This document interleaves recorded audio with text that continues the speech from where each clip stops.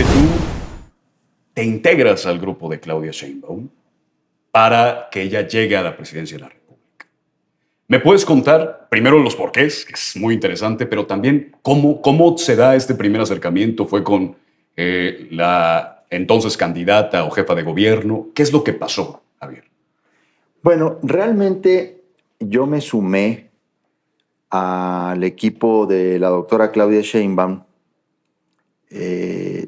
tras una invitación muy directa y personal que ella me hizo a mí, casi desde que yo terminé mi gobierno, después de que dejé la gubernatura. En Chihuahua.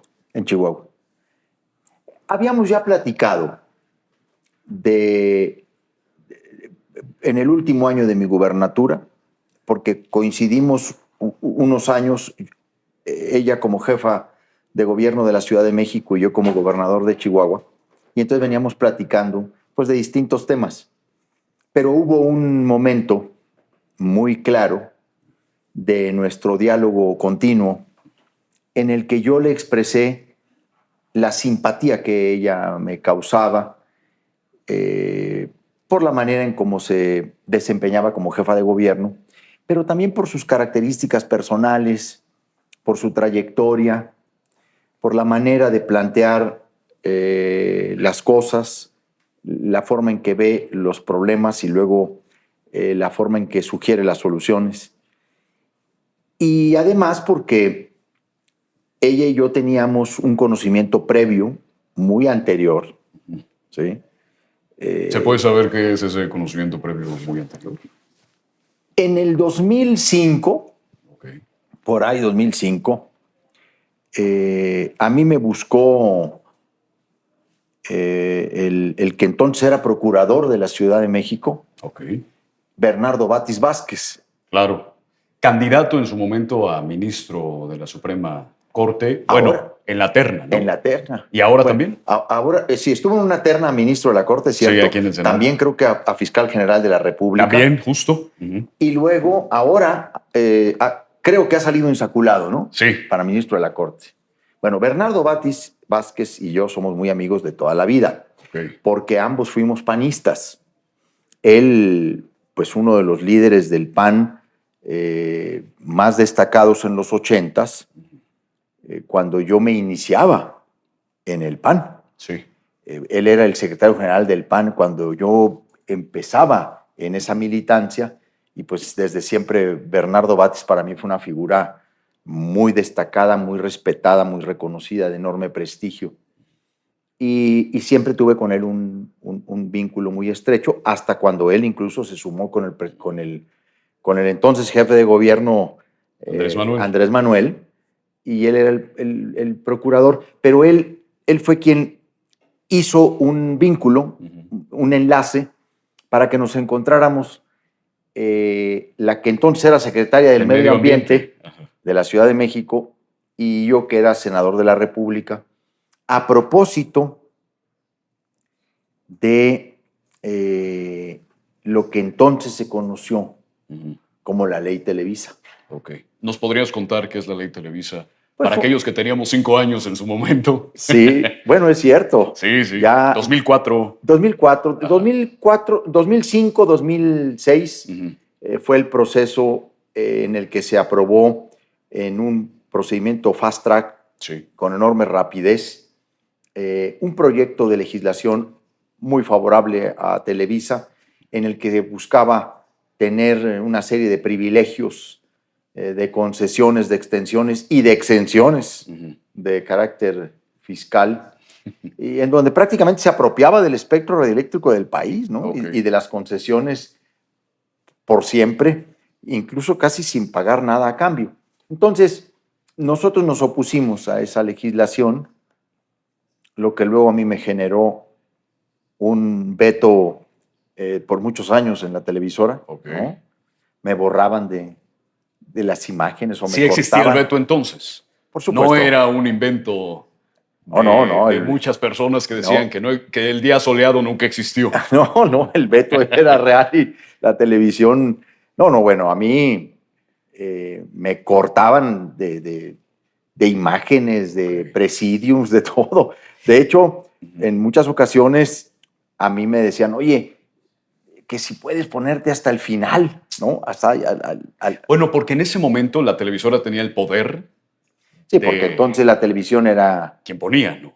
Pues tenía el poder de escoger candidatos e imponer presidentes, ¿no? Claro. Era un gran aliado del régimen. Y Televisa pues tenía muy pocos contrapesos, porque aunque la televisión pública ya estaba privatizada, Imevisión la había vendido Salinas a Salinas, ¿no? En realidad no se sabe si Salinas de Gortari vendió o también compró. No sé. Por eso se dice Salinas, ¿no? Pues sí, no se sabe, pero aunque ya estaba la televisión vendida, ¿no? Privatizada, no era un contrapeso realmente Azteca Televisa. Televisa ejerció un control y un poder mediático y político muy determinante. Y había ese fantoche de que el que se opusiera a Televisa estaba fuera de la vida política. ¿Cuántos años te vetaron? 20. 20 años. ¿Y qué hiciste durante esos 20 años? Fui diputado federal, senador de la República. La primera vez fui candidato a gobernador de Chihuahua y luego, 10 años después, me hice gobernador del estado, dentro de ese veto. ¿Y cómo lo viviste? Porque creo que es un tema muy interesante estar vetado, ¿no? Porque la verdad, yo creo que la censura genera al mismo tiempo veto, pero también interés, ¿no? ¿De por qué? La censura despierta interés. Claro. ¿No? Yo recuerdo que cuando aquí el cardenal o el arzobispo aquí de la Ciudad de México, no me acuerdo cómo se llama, vetó o boicoteó la película esta del Padre Amaro, todo el mundo salimos corriendo a verla, ¿no? Porque, por un lado, la censura llama a saber de qué se trata, ¿no? Entonces, a mí me tenían en una lista negra como uno de los primeros adversarios de Televisa. Entonces la gente se interesaba un poco en saber, bueno, y pues qué piensa, qué fue lo que hizo ¿no? ¿Por qué tal inquina? Mira, la verdad es que a mí me dio muchísima libertad el saber que hay vida después de la televisión. Sí. Y que en realidad ya era también un mito. El que estaba fuera de la televisión no existía, porque era una especie de premisa que se quería colocar en términos de el que se pelea con Televisa no aparece en Televisa y el que no aparece en Televisa no existe en política. Entonces yo fui demostrando todo lo contrario, que existía en política y además con un vigor en muchas de las causas que tomé. Y bueno, aunque nos desviamos un poco, pero en ese contexto conocí yo a Claudia Sheinbaum, en el contexto de esa batalla, una batalla muy dura, porque como tú muy bien lo dijiste, Alejandro, entonces Televisa era Televisa. Claro. ¿No? Hoy es más bien constructora, ¿no? Hoy ya es puros business, puros negocios, pero entonces sí era un poder mediático muy influyente. Sí. A ver, el AAA de Televisa captaba la atención de la audiencia mexicana, ¿no? Sí. Y entonces, de hecho, a mí me tocó las postrimerías de Jacobo Zabludowski en el 97. Okay. El último año de Jacobo en la televisión, 24 horas, ¿no? El 97, 98, por ahí. En ese contexto conocí yo a la doctora y la verdad a mí me causó siempre muy buena impresión, Claudia, siempre. Y creo que ella también tenía respeto por nuestra lucha. Y aunque nunca fuimos grandes aliados, ni amigos, ni nada que estuviéramos cercanos, lo cierto es que a la distancia siempre nos respetábamos. Y vino la gran coincidencia en los tiempos del presidente López Obrador, en donde, fruto de nuestras actividades de gobierno, nos acercamos y luego hubo un momento que yo identifico como el momento decisivo de mi adhesión a ella, ¿no? Porque a mí el presidente López Obrador me hace una invitación a incorporarme a su gobierno en los últimos meses ya de mi administración, diciéndome, he pensado en ti, me gustaría mucho que vinieras al gobierno, que vinieras a trabajar conmigo, al equipo.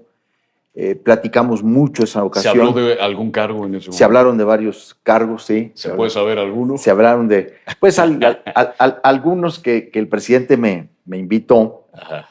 En ese momento yo, digo, uno de los que se supo públicamente fue de embajador, pero eso ya vino mucho tiempo después. Y obviamente pues yo no quería ser embajador.